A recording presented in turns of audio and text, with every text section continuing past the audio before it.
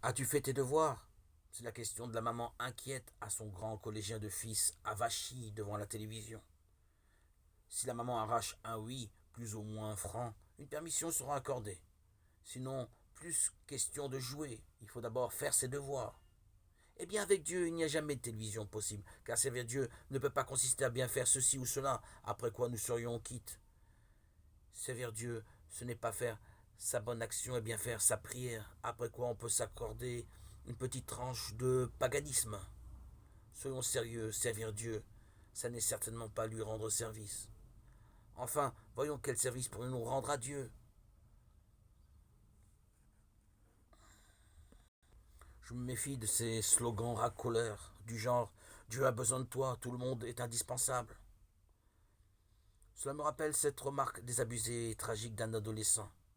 Mes parents ne m'aiment pas, ils ont besoin de moi.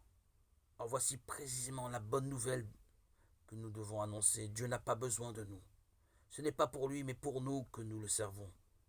Dieu a créé les plantes, les animaux, le cosmos, pour l'homme. Mais l'homme n'est utile à personne. C'est là sa grandeur. Je le comprends bien, vous trouvez bien dur que l'on vous dise que vous êtes inutile. Craignez plutôt qu'on ne vous trouve nuisible. Tu te dis prêt à tout pour le Seigneur. Il te dit alors bon, on n'a rien. Je me souviens de ce jeune qui, dans sa ferveur de converti, demandait à son aumônier ce qu'il pouvait faire de plus utile pour servir Dieu.